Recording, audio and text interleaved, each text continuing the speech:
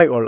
നമ്മൾ last week ഒരു system ഇംപ്ലിമെൻറ്റേഷൻ്റെ ഭാഗം മുന്നോടിയായിട്ടുള്ള ഒരു സിസ്റ്റം റിക്വയർമെൻറ്റ് ഡോക്യുമെൻറ്റേഷൻ പ്രോസസ് ഉണ്ട്. അതിന് വേണ്ടിയിട്ട് ടീമുമായിട്ട് മാനേജ്മെൻറ്റുമായിട്ടുള്ള ഡിസ്കഷനിലായിരുന്നു. ഓക്കെ.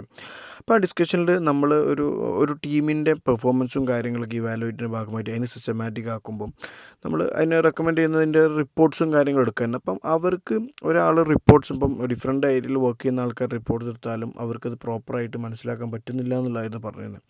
അപ്പോൾ നമ്മൾ ചെക്ക് ചെയ്തപ്പം അവരൊരു ഇഷ്യൂ നമ്മൾ കണ്ടതെന്ന് വെച്ചാൽ അവരൊരാളെ ഹയർ ചെയ്ത് കഴിഞ്ഞാൽ പല പല സ്കോപ്പിലോട്ട് അവരെ അലോക്കേറ്റ് ചെയ്യുന്നുണ്ട്. അപ്പം ഒരാൾ കുറച്ച് CRMൻ്റെ കാര്യങ്ങൾ, ലീഡിൻ്റെ കാര്യങ്ങൾ ട്രാക്ക് ചെയ്യുന്നുണ്ട്, സെയിൽസിൻ്റെ കാര്യങ്ങൾ കുറച്ച് ട്രാക്ക് ചെയ്യുന്നുണ്ട്, കുറച്ച് മറ്റേ ഓൺലൈൻ സെയിൽസിൻ്റെ കാര്യങ്ങൾ കുറച്ച് അയാൾ ഇൻവോൾവ് ചെയ്യുന്നുണ്ട്.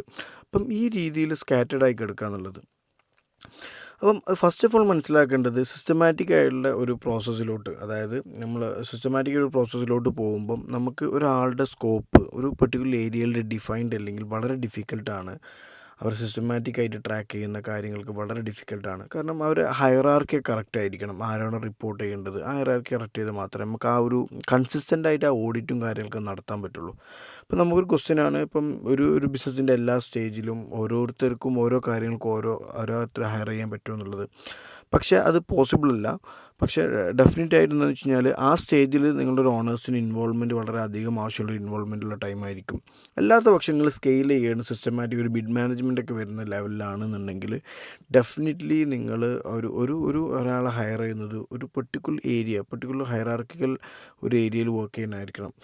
മനസ്സിലാക്കുന്നത് നിങ്ങൾ സിസ്റ്റമാറ്റിക്കായി സ്കെയിലിൽ വർക്ക് ചെയ്യുന്ന മോഡാണെന്നുണ്ടെങ്കിൽ ഡെഫിനറ്റ്ലി നിങ്ങൾ ആ ഒരു മെട്രിക്സ് KRA KPIൻ്റെ ഒക്കെ മെട്രിക്സൊക്കെ യൂസ് ചെയ്യണമെന്നുണ്ടെങ്കിൽ ആൾക്കാർ ഹയറിങ്ങിൽ ആ ഡിസ്ക്രിപ്ഷനും കാര്യങ്ങളൊക്കെ മാക്സിമം ബ്രേക്ക് ചെയ്ത് കൊടുക്കുക. ഒരാൾ പെർട്ടിക്കുലർ ഏരിയയിലോട്ട് അയാളുടെ സ്കോപ്പ് വളരെ മാക്സിമം പ്രിസ്ക്രൈബ്ഡും ഡിഫൈൻഡ് ആക്കിയിട്ട് പെർട്ടിക്കുലർ ഏരിയയിൽ ലിമിറ്റ് ചെയ്യാൻ ശ്രമിക്കുകയാണെങ്കിൽ കൂടുതൽ സ്കെയിലിൽ നമുക്ക് മോണിറ്റർ ചെയ്യാനൊക്കെ സിസ്റ്റമാറ്റിക്കായിട്ട് വർക്ക് ചെയ്യാൻ അപ്പോഴാണ് ഈസി ആയിട്ട് വരിക. Okay, thank you.